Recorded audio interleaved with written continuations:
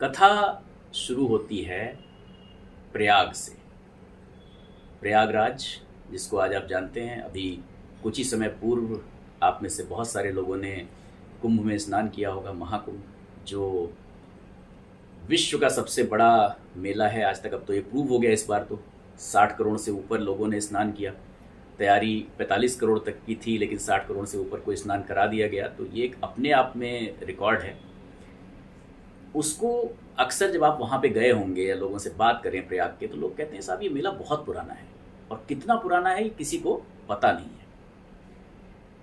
इसलिए पता नहीं है क्योंकि जब ये कथा शुरू होती है तो ये प्रयाग से शुरू होती है, और ये कथा त्रेता युग की कथा है। त्रेता युग में भी ये मेला लगता था। ऑफ कोर्स इतना बड़ा स्वरूप नहीं होता था, है ना, इतने बड़े ग्रैंड लेवल पर जो आपने अभी देखा ऐसा नहीं होता था, लेकिन मेला उतना पुराना है और उससे भी पुराना है। मतलब इसका किसी को पता नहीं है कि कब से लग रहा है। इसलिए ये मेला इतना पुराना है कि उसकी कोई तिथि निश्चित नहीं की जा सकती, उसका ड्यूरेशन निश्चित नहीं किया जा सकता कि कितने हजार साल से लग रहा है। लग रहा है, बस सबको ये पता है कि बहुत साल टाइम से लग रहा है। तो ऐसे ही एक प्रयाग, ये तो कुंभ है जो 12 साल के बाद लगता है, वरना वो मेला तो वहाँ पे हर साल ही लगता है, जिसको कि माघ का मेला कहते हैं, राइट। थोड़ा सा आप और देहाती में जाएंगे, वहाँ पर प्रयाग में भाषा में तो अमावस्या का मेला कहते हैं उसको, है ना, क्योंकि उसमें जो माघ के महीने में भी मौनी अमावस्या का स्नान होता है, वो मेन होता है। तो अमावस्या से बिगड़ के वो अमावस्या हो जाता है, और उसको अमावस्या का मेला कहते हैं। वहाँ पे जो गांव के लोग हैं वो अमावस्या का मेला कहते हैं। अब तो हालांकि ज़्यादातर माघ मेला के नाम से ही प्रचलित है। तो वहाँ से गोस्वामी तुलसीदास जी कहते हैं कि अब मैं अपनी बुद्धि को शुद्ध जल में स्नान करके, भवानी और शंकर जी का स्मरण करके, भगवान राम के चरणों में सिर नवा के ये कथा वहाँ से शुरू करता हूँ, जहाँ पे उन दो मुनियों का महामिलन हुआ, जहाँ से ये कथा शुरू हुई। अब वहाँ पर आते हैं कि कौन से दो मुनियों का महामिलन हुआ और कैसे हुआ। तो वो कहते हैं साहब, भरद्वाज मुनि बसहि प्रयागा, जिन्हि राम प्रति अत अनुरागा। वहां से शुरू होता है। और माघ मकर गति रवि जब होई, तीर्थ पति आव सब कोई। उन्होंने कहा भरद्वाज मुनि का, आप आज भी जाएंगे तो भरद्वाज मुनि का आश्रम वहीं प्रयाग के पास में ही है, जो संगम है मेन, वहां से बहुत ज़्यादा दूर नहीं है। भरद्वाज मुनि का आश्रम आज भी है। तो उस समय जैसे मैंने कहा इतना बड़ा मेला तो लगता नहीं था। तो होता क्या था, जब ये माघ का मेला लगता है, माघ मकर गति रवि जब हुई, तो मकर संक्रांति का जो दिन पड़ता है, जिसको अलग अलग नामों से, एक ऐसा त्यौहार है जो पूरे देश में मनाया जाता है ना। तो उत्तर भारत में मकर संक्रांति, और बिल्कुल ही एकदम ईस्टर्न यूपी में खिचड़ी के नाम से मनाया जाता है। खिचड़ी दान देने की और नहाने की परंपरा है। तो उस दिन सारे लोग आते हैं, वहाँ से वो मेला शुरू होता है, और फिर वो 1 महीने तक वहाँ पर रहते हैं पूरा। तो उस समय जब इतना बड़ा मेला नहीं लगता था, ऐसी कोई सरकारी व्यवस्था नहीं होती थी, टेंट नहीं होते थे, तो जो ऋषि लोग होते थे वो सारे भरद्वाज मुनि के आश्रम में रहते थे। तो वो जाते थे, अपना त्रिवेणी पे स्नान करते थे, वेणी माधव का दर्शन करते थे, अक्षय वट का दर्शन करते थे, पूजा करते थे, सब कुछ करते थे, और आके भरद्वाज मुनि के आश्रम में रहते थे। वहाँ पे फिर अध्यात्म पे, वेदांत पे, ब्रह्म के निरूपण पे, धर्म के विधान पे, आज भी आप लोगों ने सुना होगा धर्म संसद लगती है, तो वो उस समय भी लगती थी। धर्म के विधान पे चर्चा होती थी कि सब क्या है, क्योंकि ये ऋषि जो हैं ये हमारे समाज का कोड ऑफ कंडक्ट बनाते हैं। ये वो लोग हैं जो एक्चुअली एथिक्स, वैल्यूज़, जो आज आप value system, belief system, values जो कहते हैं, इसको वो लोग बनाते हैं।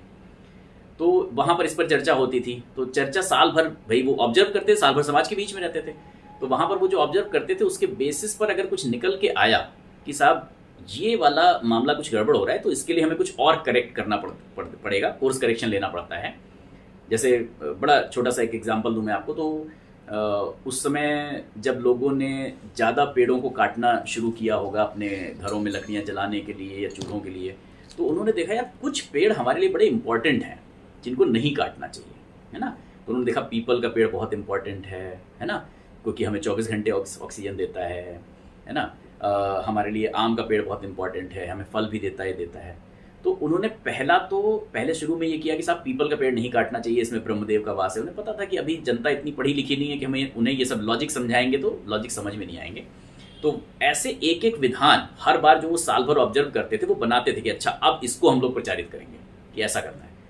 बाकायदे से आज भी धर्माचार्यों की, कथावाचकों की और वो जो धर्म संसद लगती है उसकी यही जिम्मेदारी है।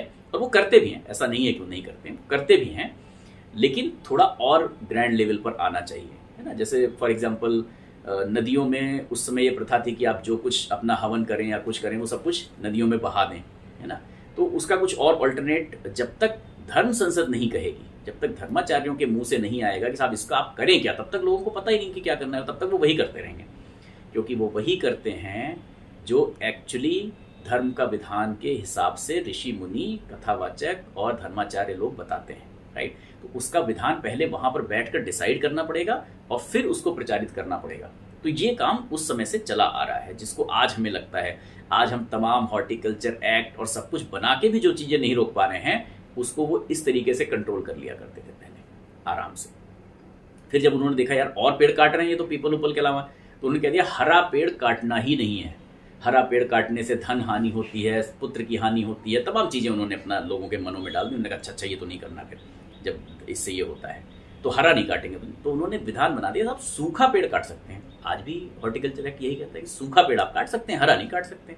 लेकिन अब उसके लिए आप कर क्या रहे हैं, अब आप उसके लिए दंड विधान कर रहे हैं। पहले आप उसके लिए लोगों को कन्विंस कर दे रहे थे।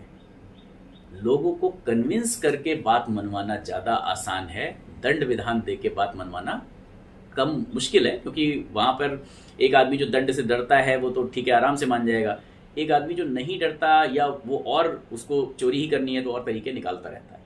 तो इस तरह से पूरा महीने वो लोग वहाँ रहते थे, चर्चा करते थे, पूजा करते थे इन सारी चीज़ों पर, और वो सब कुछ लेकर जाते थे, फिर साल भर समाज के बीच में बैठकर उसका वितरण करते थे।